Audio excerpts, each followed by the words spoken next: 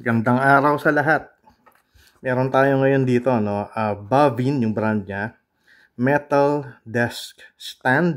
Ginagamit ito para sa mga cellphone and kaya rin itong supportahan actually yung mas malalaki. No? Yung mga pad type, kagaya ng iPad, yung mga ganong kalalaki, mga 10 inches or more na mga na mga gadgets. So ito siya, no. Ang model is PS70. Ganun yung itsura niya. Sinasabi rito na stable daw. Ibig sabihin, hindi gagalaw-galaw yung ipapatong mo sigurong cellphone, no? Merong 360-degree rotation. At yun nga, sinabi nga niya, no? Stable. Non-slip design. Ano pa nakasulat? High quality alloys. Hindi sinabi kung made out of what yung metal, pero I guess maganda yung quality. Sabi naman niya high quality, ano? Pero hindi ito aluminum. Dahil otherwise sinabi niya. Pero hindi magandang maging aluminum to. Dahil kung ginawa nilang aluminum to, masyadong magaang, hindi stable. So, kailangan talaga metal. So, yan siya, no? O, open natin.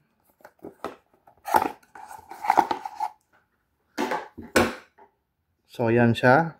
Ang kulay niya is dark gray. So, Bavin PS70. Meron siyang pads dito na made out of silicone para hindi madulas pagka pinatong mo dyan sa lamesa. At tingnan nyo to, ha. Matigas yung kanyang hinges.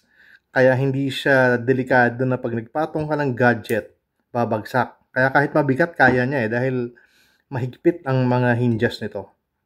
At ito yung sinasabi nilang 360 degrees na rotation, no? Ayan, pakita ko sa inyo.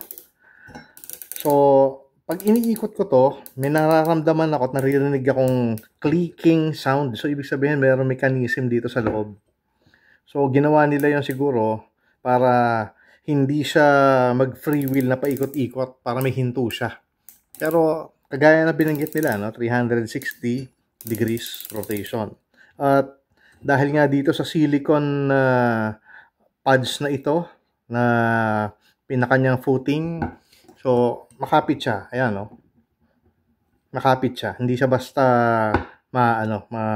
tawag dito, dudulas. At tingnan nyo, ha. Aside sa fact na 360 degrees, kaya mo itong swivel, pwede mo siyang itaas, oh. Ayan, oh. Pwede. Pwede mong ihiga, itaas. So, ayan. So, taas, baba, tapos yung incline niya, oh. Marami kang setting na pwedeng gawin.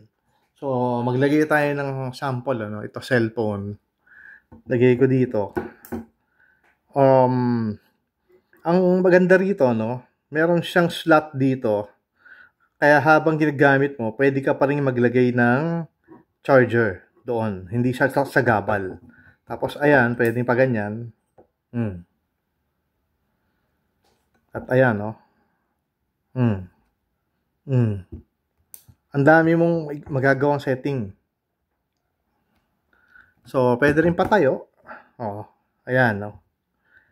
At sinasabi ko nga, no, ito ay highly stable. Dahil matigas yung mga hinges at maganda yung ginamit nila na silicone footing dito. So, makapit siya. So, ayan, no, tingnan nyo mabuti. Makapal naman yung metal niya.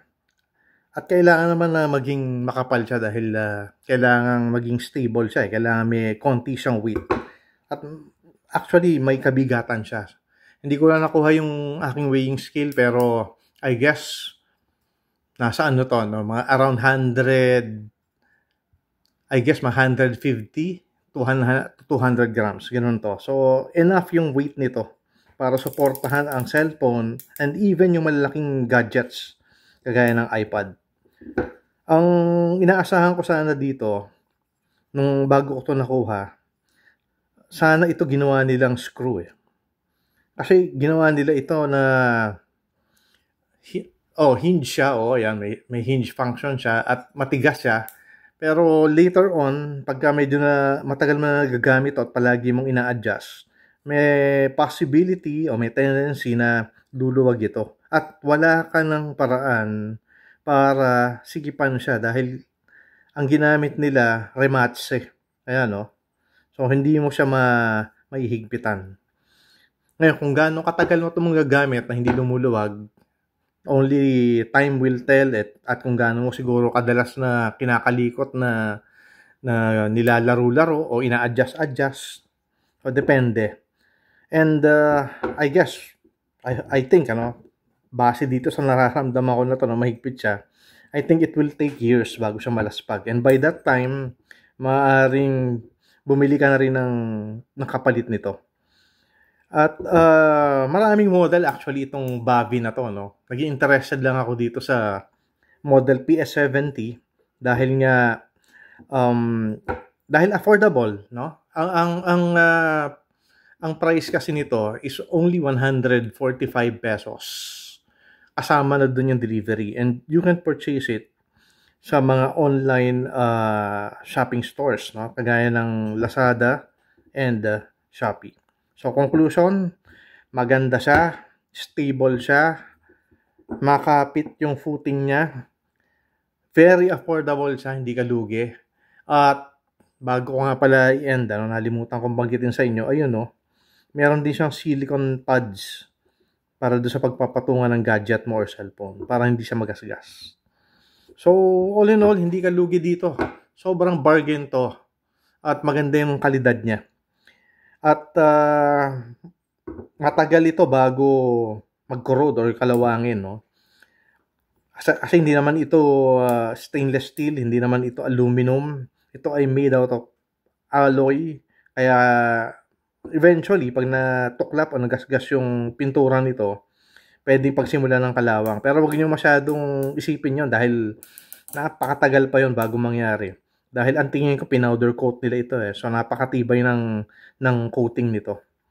And by the time na mangyari yun, sawa ka na rin dito, malamang bibili ka na ng ibang model o bibili ka ng isa pang ganito. So, that's my unboxing and quick review. And nagustuhan ko yung product, sulit siya. Kung bibili kayo ng cellphone stand or gadget stand, marirecommend ako to. So, thank you for watching.